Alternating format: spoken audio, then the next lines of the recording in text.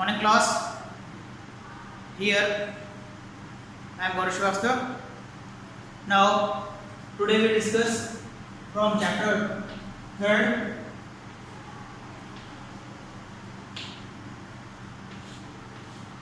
Previously we discussed from chapter 3rd control and coordination plants.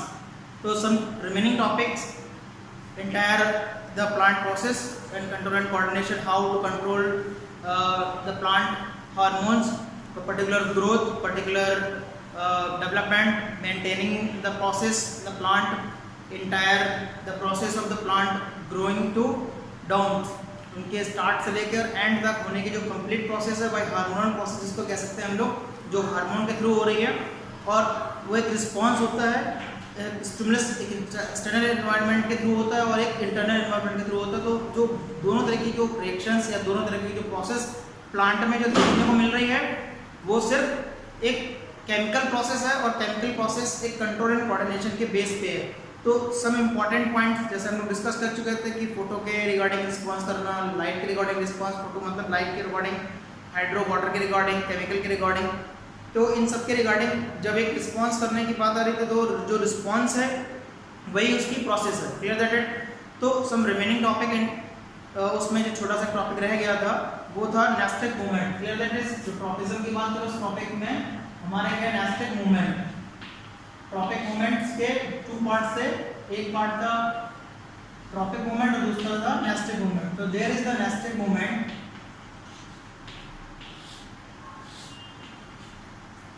Nested movement specially अगर हम simple words में अगर इसको अंडरस्टैंड करें तो हम ये कह सकते हैं कि वो जो ट्रॉपिक मूवमेंट्स थे, जो ट्रॉपिक मूवमेंट्स में क्या कर रहा था कि एक पर्टिकुलर रिस्पॉन्स कर रहा था किसी न किसी के रिगार्डिंग, मतलब एक कह सकते हैं पॉजिटिव वे में या वो निगेटिव वे में। अगर कोई चीज़ पॉजिटिव है किसी के लिए तो वो उसके लिए निगेटिव भी हो सकती है, या जो जिस चीज़ के लिए निगेटिव है वो उसके लिए पॉजिटिव हो सकता है। बट जो रिस्पॉन्स आ रहा था वो एक डायरेक्शनल था, एक यूनिडायरेक्शनल कह सकते हैं, एक यूनिफॉर्म टाइप से कह सकते हैं उसको हम।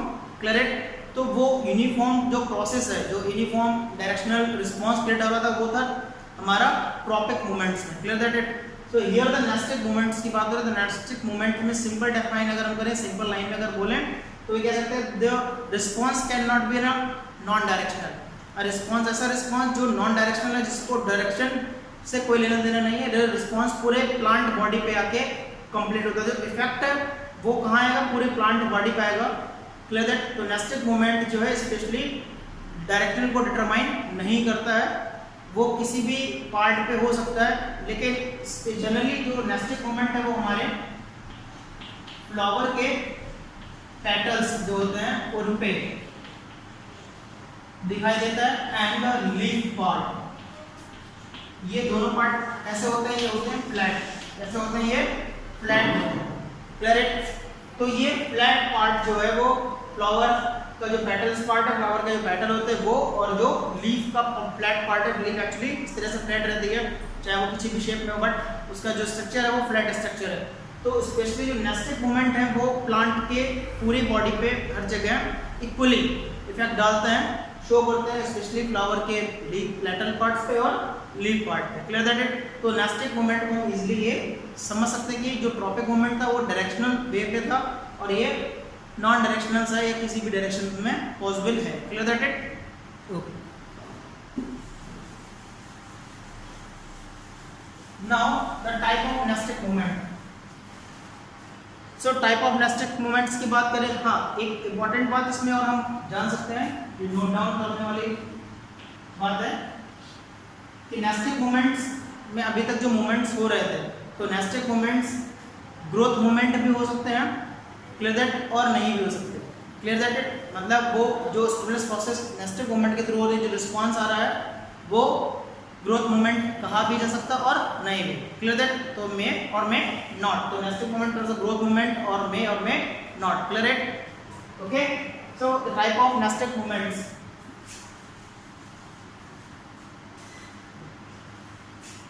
there are two type।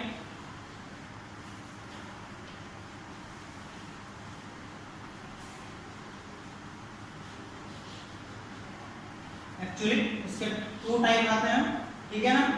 सबसे पहला अगर हम बात करें, जो पहला है हमारा नेस्टिक मूवमेंट का जो सबसे पहला टाइप है, जो सिंपली कह सकते हैं, जो एक डायरेक्शनली, यहाँ पे जो नॉन डायरेक्शन है, दोनों ही नॉन डायरेक्शंस पे हैं, लेकिन एक पर्टिकुलर की लिए बात हो रही है, क्लियर दैट है। तो इसको बोलते हैं थिग्मोनेस्टिक मूवमेंट। क्या बोलते हैं? थिग्मोनेस्टिक मूवमेंट। ओके, थिग्मोनेस्टिक मूवमेंट, या इसी को हम सिस्मोनेस्टिक भी बोलते हैं। क्या बोलते हैं? सिस्मोनेस्टिक मूवमेंट, क्लियर है। तो इसमें अगर हम बात करें, इसको डिफाइन अगर करें, तो थिग्मो का मतलब होता है टच। इसका मतलब होता है टच, क्लियर है। तो जो थिग्मो का मीन होता है टच, और नेस्टिक का मतलब उसका मूवमेंट, उसका प्रोसेस। तो थिग्मो का मतलब हो गया टच। तो जब हम प्लांट को किसी एक्सटर्नल एनवायरनमेंट के थ्रू टच किया जाएगा, कोई भी एक्सटर्नल एनवायरनमेंट वहाँ पे इंक्लूड हो सकता है, इंक्लूडिंग ह्यूमन बींग्स। अगर जैसे हम लोग फ्लावर्स को टच करते हैं, पत्ते को टच करते छूते हैं, तो जो टच के रिगार्डिंग जो रिस्पॉन्स क्रिएट होगा वो होगा थिग्मोनेस्टिक मूवमेंट, क्लियर दैट इट। तो बहुत अच्छा एग्जांपल यहाँ पे इसी से नाम बना है, वो है touch me not. Touch me not, okay. इसका साइंटिफिक नेम मिमोसा प्लांट होता है, क्लियर दैट। तो mimosa plant touch me not, इसको हम लोग हिंदी में छुई मुई कहते हैं। जब हम छुई मुई का पत्ता छूते हैं तो उसमें क्या होता है, उसकी पत्तियां जो होती हैं, उसकी लीव्स होती हैं, वो श्रिंक कर जाती हैं, सिकुड़ जाती हैं, और जब उसको छोड़ देते हैं तो थोड़ी देर बाद वो फिर से अपनी फॉर्म में आ जाती हैं। वो कैसे आ जाती है वो? तो ये थिग्मोनेस्टिक मूवमेंट शो करती हैं। उसमें एक्चुअली होता है कि जो opening of stomata and closing of stomata process हो रही है। जब हम पत्तियों को छूते हैं तो छूने पे उनके स्टोमेटा ओपन होते हैं, और ओपन होने पे उसमें से जो वाटर वेपर है वो रिलीज हो जाते हैं, बाहर निकल जाती हैं, और लीव्स कैन श्रिंक। और जब हम वापस छोड़ देते हैं तो स्टोमेटा क्लोजिंग हो जाती है, बंद हो जाते हैं, और वापस से वो वाटर लेके और फिर से अपने लीव्स उसी फॉर्म में आ जाते हैं, क्लियर दैट इट। तो ये है टच मी नॉट, ओके। जो मूवमेंट है वो ये है nastic movement, clear that it. तो डे नाइट मूवमेंट होता है। जैसे हम एग्जांपल अगर ले लें सनफ्लावर का, तो सनफ्लावर क्या रिस्पॉन्स करता है, उसका जो फ्लावर होता है, जो ब्लूसम होता है, उसकी जो ग्रोइंग होती है वो डे टाइम में होती है, clear that. And night time की अगर बात करें तो रात की रानी जो प्लांट है वो रात में प्लांट को करता है। जैसे कि बेला दूसरा एक एग्जांपल है, वो रात को फूल ग्रो करता है, और इसकी स्मेल, इसकी जो सुगंध होती है, क्लियर दैट इट, वो हमें समझ में आती है अगर आसपास हमारे कहीं लगा हुआ। तो क्यों? क्योंकि they have response to the day and mostly in day and night process, clear that it, okay. अब इसको हम दो और तरीके से क्लासिफाइड करेंगे।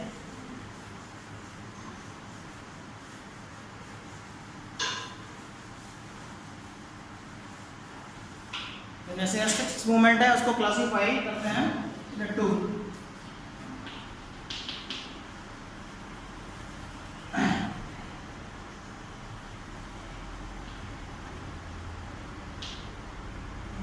Classified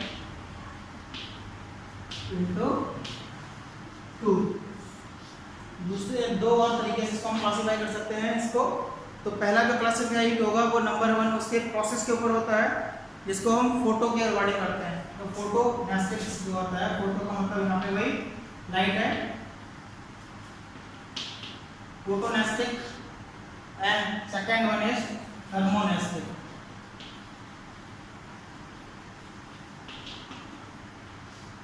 clear it. तो one is photonastic and second is thermonastic. Photo से मतलब हमारे यहाँ क्लियर हो गया, दैट इज अ लाइट। तो लाइट के रिगार्डिंग एक जो डायरेक्शंस इसमें आ रही है, जैसा कि कुछ प्लांट्स होते हैं हमारे, ठीक है ना, डेलिनियास, रोजविलियास, ठीक है ना, और दूसरे एग्जाम्पल है जो ऐसे फ्लावर है जो डे टाइम में सबसे ज़्यादा ब्लूसम्स करते हैं, या उनकी ग्रोइंग होती है, या कंप्लीट प्रोसेस उनकी जो होती है वो इस फोटोनेस्टिक मूवमेंट के थ्रू होती है। क्योंकि पर्टिकुलर जैसे भी बताया था कि फ्लावर के पेटल्स की बात हो रही थी, तो जो रोफिलिया फ्लावर होता है वो बहुत बड़ा फ्लावर होता है, सबसे बड़ा फ्लावर कहा जाता है। तो उसके जो पेटल्स होते हैं वो बहुत बड़े बड़े होते हैं। तो उसकी जो कंप्लीट प्रोसेस है वो जो शो कर रहा है, जो रिस्पॉन्स आ रहा है एक्सटर्नली, वो फोटोनेस्टिक मूवमेंट के थ्रू आता है, क्लियर दैट इट। थर्मोनेस्टिक की अगर बात करें तो थर्मोनेस्टिक मतलब टेम्परेचर, थर्मो से मतलब क्या होता है, टेम्परेचर से होता है। तो कुछ पर्टिकुलर ऐसे प्लांट होते हैं जो कि टेम्परेचर के रिगार्डिंग वर्क करते हैं, टेम्परेचर पे ही डिपेंड करते हैं उनके वेदर कंडीशन के ऊपर आके। तो बहुत अच्छे एग्जाम्पल इसमें है टूलिप। तो टूलिप एक ऐसा प्लांट फ्लावर है, ऐसा फ्लावर है क्लियर कि जो बहुत टेम्परेचर में कंडीशनल रहता है। अगर उसके रिगार्डिंग उसकी कंडीशन के रिगार्डिंग रहेगा तो वो करेगा, मतलब ग्रो करेगा, अदरवाइज नहीं करेगा। Clear that it.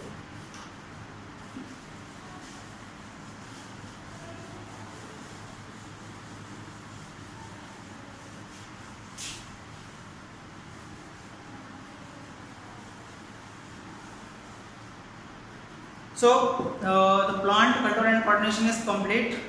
Okay. Plant coordination complete को एक बार फिर से शॉर्ट एक वे में समझते हैं कि प्लांट में जो कंट्रोल एंड कोऑर्डिनेशन प्रोसेस होती है वो हार्मोनल होती है, उनमें कोई भी एंडोक्राइन सिस्टम, नर्वस सिस्टम नहीं होता है। ओके। जो भी प्रोसेस हो रही है वो एक सेल्स के थ्रू, जैसे हमारी बॉडी में सेल्स है वैसे वहाँ पे भी सेल्स होती हैं।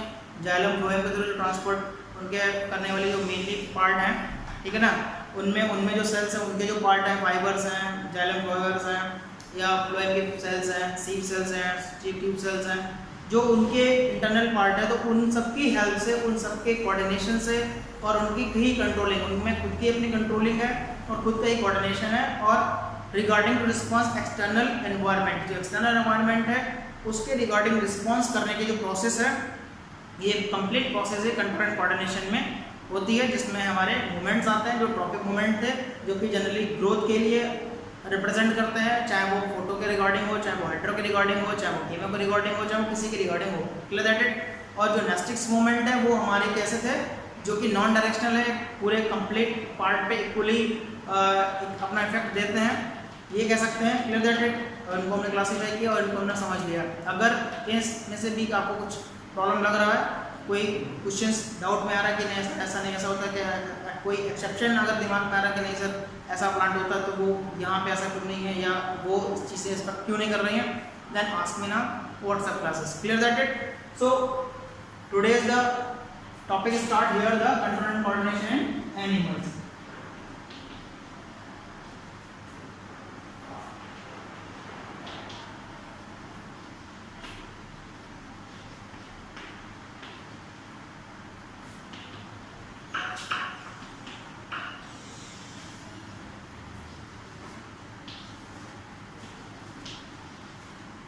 It's a very important. अब हम एनिमल्स के ऊपर बात करें तो एनिमल्स हम जानते हैं कैटेगरी होती है एनिमल्स में अपनी, तो दो तरीके के, लोअर कैटेगरी के होते हैं, एक हायर कैटेगरी के होते हैं। Clear that it. जैसे यूनिसेलर, मल्टीसेलर होते हैं, तो यहाँ पे एनिमल्स की जो रेंज है तो कुछ एक नॉर्मल जिनका स्ट्रक्चर कॉम्प्लेक्स नहीं होता है, ओके, और कुछ का कॉम्प्लेक्स स्ट्रक्चर का होता है। तो यहाँ पे जो कंट्रोल एंड कोऑर्डिनेशन है वो दो तरीके के सिस्टम पे चलती है, दो तरीके की प्रोसेस पे चलती है। तो एक होता है नर्वस सिस्टम और दूसरा हमारा होता है केमिकल और endocrine system. Clear that it. एक नर्वस सिस्टम हो गया जो स्केलेटल सिस्टम के अंदर एक नर्व्स का पूरा एक बड़ा सा ह्यूज नेटवर्क बना होता है, छोटे छोटे नर्व्स बड़ी बड़ी नर्व्स के साथ कनेक्ट होते हैं, बड़ी नर्व्स फिर एक कंप्लीट पार्ट के साथ कनेक्ट होते हैं और उनसे सारे ऑर्गन हमारे कनेक्ट होते हैं और एक पर्टिकुलर मैसेजिंग के थ्रू ये प्रोसेस होती है। और उसी के अंदर सिस्टम क्रिएट होता है, वो होता है केमिकल, इसको एंडोक्राइन सिस्टम कहते हैं। बट एंडोक्राइन सिस्टम सबके लिए अलाउ नहीं है, मतलब सबके लिए कह सकते हैं कि वो प्रोसेस में नहीं है, वो सिर्फ हायर प्लांट्स के लिए, या सॉरी हायर एनिमल्स के लिए ही सिस्टम में काम करता है, जो एंडोक्राइन सिस्टम है। और इस एंडोक्राइन सिस्टम में ही हमारे टोटल सिस्टम बॉडी के आते हैं। हमारे टोटल बॉडी में अप्रॉक्सीमेटली 9 सिस्टम होते हैं।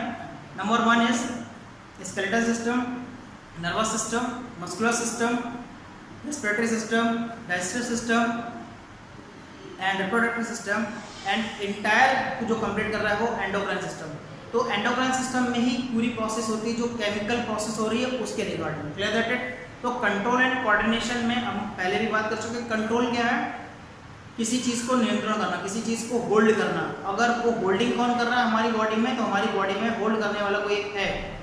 Clear that. या किसी भी एनिमल की बॉडी में कुछ भी एक ऐसा पार्ट, कोई ऐसा पार्ट होता है जो होल्ड करता है, वो क्या है, वो है ब्रेन। Clear that it. तो ब्रेन ही सारी कंट्रोलिंग कर रहा होता है।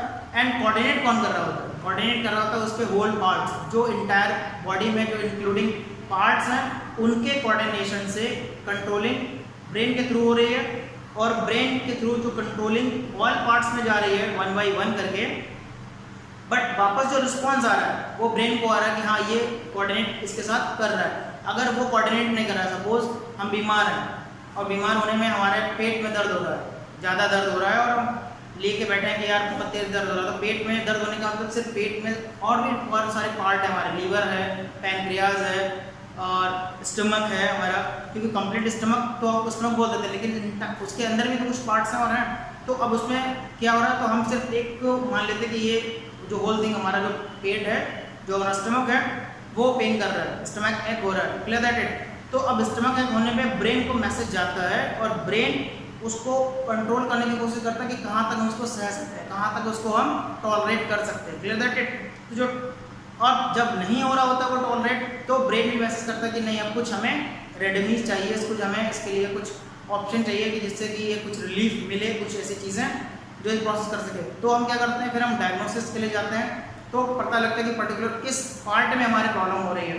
तो यहाँ पे क्या हुआ, यहाँ पे कंट्रोल ब्रेन के थ्रू हो रहा था और कोऑर्डिनेट स्टमक के वो पार्ट कर रहा था। अब जब ये प्रोसेस कंप्लीट हो रही है, ठीक, तो कोऑर्डिनेट रिस्पॉन्स मिल रहा है। सपोज मैं क्लास में आपको कंटिन्यू कर रहा हूँ, आपको टॉपिक कंटिन्यू कर रहा हूँ, बट आपका ब्रेन कहीं और काम कर रहा है, कहीं और कुछ और चल रहा है दिमाग में, तो you can't understand what I am saying, okay. तो it mean that you not coordinate to me, आप मेरे साथ कोऑर्डिनेट नहीं कर रहे हैं। अब क्या होगा, तो प्रॉब्लम क्रिएट होगी, ओके। तो हम कुछ ना कुछ इसका सोल्यूशन निकालने की कोशिश करेंगे या आप कुछ ना कुछ करेंगे उसके रिगार्डिंग। बट अगर आप मेरे साथ कोऑर्डिनेट कर रहे हैं तो मैं आपको कंट्रोल तो वैसे भी कर रहा हूँ, क्योंकि आप मेरे कंट्रोल के बिना कुछ कर ही नहीं रहे, बट रिस्पॉन्स नहीं कर रहे हैं। कंट्रोल में तो है बट रिस्पॉन्स नहीं कर रहे हैं। अब आपको क्या करना है, रिस्पॉन्स करना है। तो as same in the body, तो बॉडी में भी कंट्रोल ब्रेन के पास है, बट उसका कोऑर्डिनेशन उसको करना है, लेकिन रिस्पॉन्स कौन कर रहा है, इंटरनल, क्लियर दैट इट। तो यहाँ हम पूरा डिस्कशन करेंगे इस टॉपिक में कि एनिमल्स में कंट्रोल एंड कोऑर्डिनेशन किस किस चीज़ों को लेके होता है, क्या क्या बॉडी में चीज़ें होती हैं, किस तरह की केमिकल प्रोसेस होती है, ऐसा क्या होता है कि जो हम रिस्पॉन्स कर पाते हैं, ये बहुत सारी चीज़ें हैं। तो फिलहाल जो चीज़ें थी वो समझ नहीं, बट हम नेक्स्ट वीडियो में, नेक्स्ट क्लास में इस चीज़ के ऊपर डिस्कशन करेंगे कि कंट्रोल एंड कोऑर्डिनेशन प्लांट्स में किस तरह की प्रोसेस है, okay. So if any doubt and specially read the chapter and topic and find doubt obviously, clear that. बहुत से लोग आप लोग डाउट फाइंड नहीं कर रहे हैं, बट आपको डाउट फाइंड करने हैं, डाउट्स निकालने हैं, वो एनसीईआरटी की हेल्प से भी निकालने हैं और आपको जो रेफरेंस बुक है उसके थ्रू भी निकालना है। That is a very important for you, clear that it. So read the paragraphs and the topics and find the questions to ready for the next video, the next class. Thank you guys.